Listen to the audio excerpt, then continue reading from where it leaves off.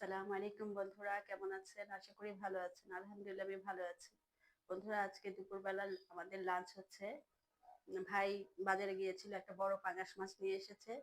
তো দেখুন বন্ধুরা, এই আমি পাঙাশটা কুটে ম্যারিনেট করে রেখেছি। এটা দো পেঁয়াজি হবে। আর পাঙাশ মাছের মাথা, লেজ, এই তেল টেল দিয়ে একটা লাউ পেটিও আছে, একটা লাউ তরকারি হবে।